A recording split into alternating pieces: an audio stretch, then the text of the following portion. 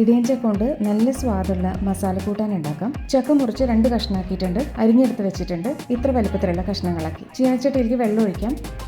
ഇനി കഷ്ണങ്ങൾ ചേർക്കാം. കഷ്ണം മുങ്ങിക്കിടക്കണത്രയാണ് വെള്ളം ഒഴിച്ചേക്കണേ. 1.5 കപ്പ് വെള്ളം ഒഴിച്ചിട്ടുണ്ട്. ഒരു 1/4 ടീസ്പൂൺ മഞ്ഞൾപ്പൊടി, കുറച്ച് ഉപ്പും ചേർത്ത് ഇളക്കിയിട്ട് വേവാൻ വെക്കാം. ഒന്ന് അടച്ചു വെച്ചിട്ട് 10 മിനിറ്റ് കഴിയുമ്പോൾ വെന്തോളും പാകത്തിന്. 10 മിനിറ്റ് ആയി, വെള്ളം വറ്റിയിട്ടുണ്ട്. കഷ്ണം പാകത്തിന് വെന്തു. 1.5 ടേബിൾ സ്പൂൺ വെളിച്ചെണ്ണ ഒഴിക്കാം. ഇനി ഒരു 1.5 ഇഞ്ച് വലിപ്പത്തിലുള്ള ഇഞ്ചി ചെറിയ കഷ്ണങ്ങളാക്കിയതാണ്. ഇത്തിരി നിറം മാറിയിട്ടുണ്ട്. 6-7 വെളുത്തുള്ളിയും കൂടി ചെറുതായി നുറുക്കിയത് ചേർക്കാം. ഇതും കൂടി വഴറ്റാം. ഇനി ഒരു സബോള ചെറുതായി നുറുക്കിയതും കൂടി ചേർത്തിട്ട് വഴറ്റിയെടുക്കാം. സബോള വെന്ത് സോഫ്റ്റ് ആയിട്ടുണ്ട്. ഒരു മുറി നാളികേരം ചേർത്തിട്ട് ചൂടാക്കാം. ചെറിയ മുറി നാളികേരമാണ്, 1 കപ്പ് ഉണ്ടാവും. ഇതിപ്പോൾ നാളികേരം ചുമന്ന് വന്നിട്ടുണ്ട്. ഇനി ലോ ഫ്ലെയിം ആക്കിയിട്ട് പൊടികൾ ചേർക്കാം. ഒരു ഹീപ്പ് ടീസ്പൂൺ മല്ലിപ്പൊടി, 1 ടീസ്പൂൺ മുളക് പൊടി, 1 ടീസ്പൂൺ ഗരം മസാല പൊടി, ഈ അരപ്പലിക്ക് വേണ്ടത്ര മഞ്ഞൾപ്പൊടി, ഒരു 1/4 ടീസ്പൂൺ ചേർക്കാം. ഇനി എല്ലാം കൂടി യോജിപ്പിച്ചിട്ട് ഓഫ് ചെയ്യാം. നല്ല മയത്തിൽ അരച്ചിട്ടുണ്ട്. ഇത് വെന്ത കഷ്ണങ്ങളിലേക്ക് ചേർക്കാം. ഗ്രേവി നമ്മുടെ ആവശ്യത്തിനനുസരിച്ച് അഡ്ജസ്റ്റ് ചെയ്യാം. കഷ്ണത്തിലേക്ക് മാത്രം വേണ്ടാത്ത ഉപ്പേ നമ്മൾ ചേർത്തിട്ടുള്ളൂ. ഇനി കറിയിലേക്ക് വേണ്ട ഉപ്പ് ചേർക്കാം.